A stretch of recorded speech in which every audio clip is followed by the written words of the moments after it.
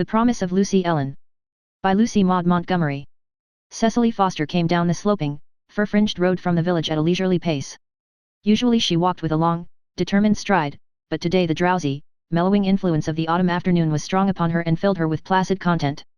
Without being actively conscious of it, she was satisfied with the existing circumstances of her life. It was half over now. The half of it yet to be lived stretched before her, tranquil, pleasant and uneventful, like the afternoon, filled with unhurried duties and calmly interesting days. Cecily liked the prospect. When she came to her own lane she paused, folding her hands on the top of the whitewashed gate, while she basked for a moment in the warmth that seemed cupped in the little grassy hollow hedged about with young fir trees. Before her lay sere, brooding fields sloping down to a sandy shore, where long foamy ripples were lapping with a murmur that threaded the hushed air like a faint minor melody. On the crest of the little hill to her right was her home, hers and Lucy Ellen's. The house was an old-fashioned, weather-grey one, low in the eaves, with gables and porches overgrown with vines that had turned to wine reds and rich bronzes in the October frosts. On three sides it was closed in by tall old spruces, their outer sides bared and grim from long wrestling with the Atlantic winds, but their inner green and feathery. On the fourth side a trim white paling shut in the flower garden before the front door. Cecily could see the beds of purple and scarlet asters, making rich whirls of color under the parlor and sitting room windows. Lucy Ellen's bed was gayer and larger than Cecily's. Lucy Ellen had always had better luck with flowers. She could see old Boxer asleep on the front porch step and Lucy Ellen's white cat stretched out on the parlor windowsill. There was no other sign of life about the place. Cecily drew a long, leisurely breath of satisfaction. "After tea I'll dig up those dahlia roots," she said aloud. "They'd ought to be up. My, how blue and soft that sea is. I never saw such a lovely day. I've been gone longer than I expected. I wonder if Lucy Ellen's been lonesome." When Cecily looked back from the misty ocean to the house, she was surprised to see a man coming with a jaunty step down the lane under the gnarled spruces. She looked at him perplexedly. He must be a stranger, for she was sure no man in Oriental walked like that. "Some agent has been pestering Lucy Ellen, I suppose," she muttered vexedly. The stranger came on with an airy briskness utterly foreign to Orientalites. Cecily opened the gate and went through.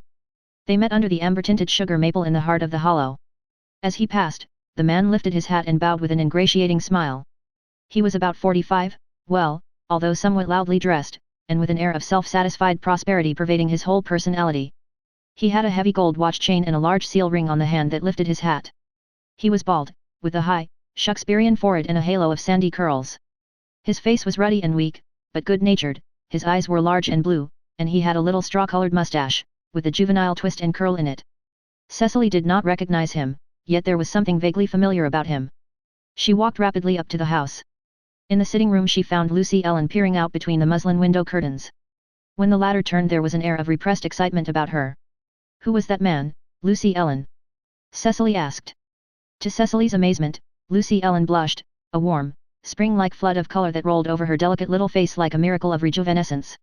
"Didn't you know him?" "That was Cromwell Byron," she simpered. Although Lucy Ellen was 40 and, in most respects, sensible, she could not help simpering upon occasion. "Cromwell Byron," repeated Cecily, in an emotionless voice. She took off her bonnet mechanically, brushed the dust from its ribbons and bows and went to put it carefully away in its white box in the spare bedroom.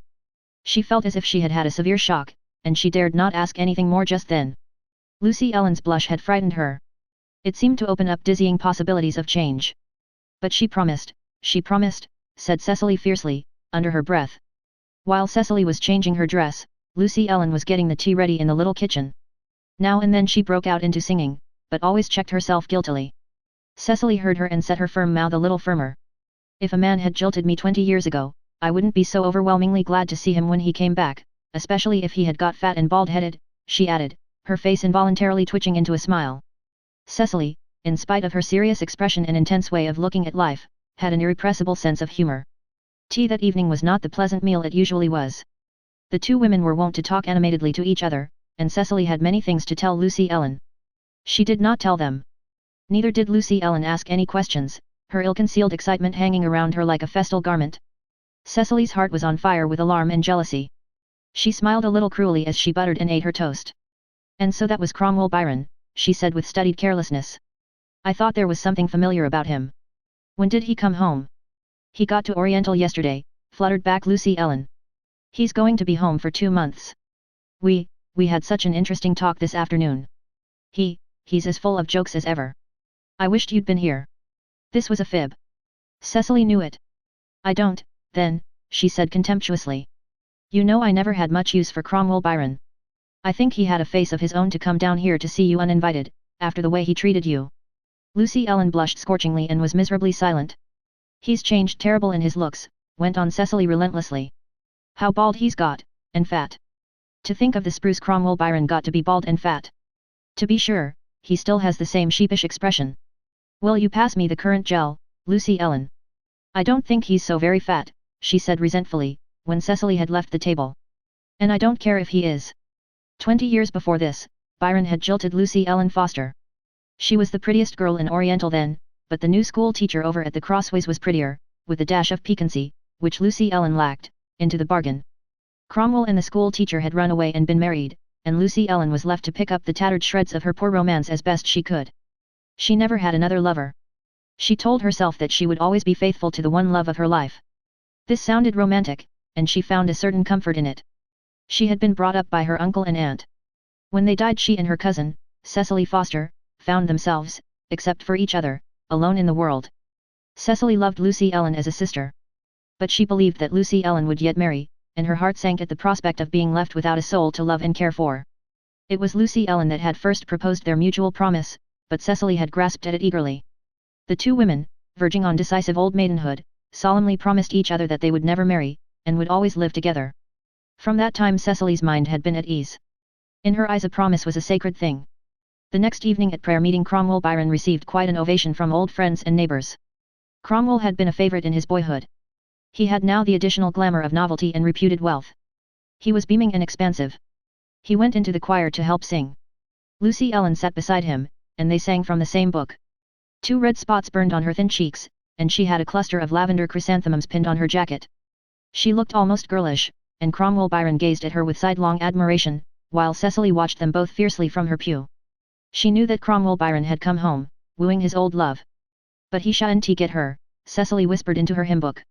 Somehow it was a comfort to articulate the words, she promised. On the church steps Cromwell offered his arm to Lucy Ellen with a flourish. She took it shyly, and they started down the road in the crisp autumn moonlight. For the first time in 10 years Cecily walked home from prayer meeting alone. She went upstairs and flung herself on her bed, reckless for once, of her second-best hat and gown. Lucy Ellen did not venture to ask Cromwell in. She was too much in awe of Cecily for that. But she loitered with him at the gate until the grandfather's clock in the hall struck 11. Then Cromwell went away, whistling gaily, with Lucy Ellen's chrysanthemum in his buttonhole, and Lucy Ellen went in and cried half the night. But Cecily did not cry. She lay savagely awake until morning. Cromwell Byron is courting you again, she said bluntly to Lucy Ellen at the breakfast table.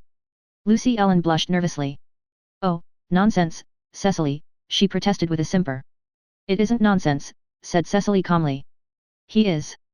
There is no fool like an old fool, and Cromwell Byron never had much sense. The presumption of him. Lucy Ellen's hands trembled as she put her teacup down. He's not so very old, she said faintly, and everybody but you likes him, and he's well-to-do. I don't see that there's any presumption. Maybe not, if you look at it so. You're very forgiving, Lucy Ellen. You've forgotten how he treated you once. No, oh, I haven't, faltered Lucy Ellen. Anyway, said Cecily coldly, you shouldn't encourage his attentions, Lucy Ellen, you know you couldn't marry him even if he asked you. You promised. All the fitful color went out of Lucy Ellen's face. Under Cecily's pitiless eyes she wilted and drooped. I know, she said deprecatingly, I haven't forgotten. You are talking nonsense, Cecily. I like to see Cromwell, and he likes to see me because I'm almost the only one of his old set that is left. He feels lonesome in Oriental now. Lucy Ellen lifted her fawn-colored little head more erectly at the last of her protest. She had saved her self-respect. In the month that followed Cromwell Byron pressed his suit persistently, unintimidated by Cecily's antagonism. October drifted into November and the chill, drear days came. To Cecily the whole outer world seemed the dismal reflex of her pain-bitten heart. Yet she constantly laughed at herself, too, and her laughter was real if bitter. One evening she came home late from a neighbor's. Cromwell Byron passed her in the hollow under the bare boughs of the maple that were outlined against the silvery moonlit sky. When Cecily went into the house, Lucy Ellen opened the parlor door. She was very pale, but her eyes burned in her face and her hands were clasped before her. I wish you'd come in here for a few minutes, Cecily, she said feverishly. Cecily followed silently into the room. Cecily, she said faintly, Cromwell was here tonight. He asked me to marry him. I told him to come tomorrow night for his answer. She paused and looked imploringly at Cecily. Cecily did not speak. She stood tall and unrelenting by the table. The rigidity of her face and figure smote Lucy Ellen like a blow. She threw out her bleached little hands and spoke with a sudden passion utterly foreign to her. Cecily, I want to marry him. I love him. I always have. I never thought of this when I promised. Oh, Cecily, you'll let me off my promise, won't you? No, said Cecily. It was all she said. Lucy Ellen's hands fell to her sides, and the light went out of her face. You won't? She said hopelessly. Cecily went out. At the door she turned. When John Edwards asked me to marry him 6 years ago, I said no for your sake. To my mind a promise is a promise. But you were always weak and romantic, Lucy Ellen. Lucy Ellen made no response. She stood limply on the hearthrug like a faded blossom bitten by frost. After Cromwell Byron had gone away the next evening, with all his brisk jauntiness shorn from him for the time, Lucy Ellen went up to Cecily's room. She stood for a moment in the narrow doorway, with the lamplight striking upward with a gruesome effect on her wan face. I've sent him away, she said lifelessly. I've kept my promise, Cecily. There was silence for a moment. Cecily did not know what to say. Suddenly Lucy Ellen burst out bitterly. I wish I was dead. Then she turned swiftly and ran across the hall to her own room. Cecily gave a little moan of pain. This was her reward for all the love she had lavished on Lucy Ellen. Anyway, it is all over, she said, looking dourly into the moonlit boughs of the firs. Lucy Ellen will get over it. When Cromwell is gone she'll forget all about him. I'm not going to fret. She promised, and she wanted the promise first. During the next fortnight tragedy held grim sway in the little weather-grey house among the firs, a tragedy tempered with grim comedy for Cecily, who, amid all her agony, could not help being amused at Lucy Ellen's romantic way of sorrowing. Lucy Ellen did her morning's work listlessly and drooped through the afternoons. Cecily would have felt it as a relief if Lucy Ellen had upbraided her, but after her outburst on the night she sent Cromwell away, Lucy Ellen never uttered a word of reproach or complaint. One evening Cecily made a neighborly call in the village. Cromwell Byron happened to be there and gallantly insisted upon seeing her home. She understood from Cromwell's unaltered manner that Lucy Ellen had not told him why she had refused him. She felt a sudden admiration for her cousin. When they reached the house Cromwell halted suddenly in the banner of light that streamed from the sitting-room window. They saw Lucy Ellen sitting alone before the fire, her arms folded on the table, and her head bowed on them. Her white cat sat unnoticed at the table beside her. Cecily gave a gasp of surrender. You'd better come in, she said, harshly. Lucy Ellen looks lonesome. Cromwell muttered sheepishly, I'm afraid I wouldn't be company for her. Lucy Ellen doesn't like me much. Oh, doesn't she? Said Cecily, bitterly. She likes you better than she likes me for all I've, but it's no matter. It's been all my fault, she'll explain. Tell her I said she could. Come in, I say. She caught the still reluctant Cromwell by the arm and fairly dragged him over the geranium beds and through the front door. She opened the sitting-room door and pushed him in. Lucy Ellen rose in amazement. Over Cromwell's bald head loomed Cecily's dark face, tragic and determined. Here's your bow, Lucy Ellen, she said, and I give you back your promise. She shut the door upon the sudden illumination of Lucy Ellen's face and went upstairs with the tears rolling down her cheeks. It's my turn to wish I was dead, she muttered. Then she laughed hysterically. That goose of a Cromwell. How queer he did look standing there, frightened to death of Lucy Ellen. Poor little Lucy Ellen. Well, I hope he'll be good to her.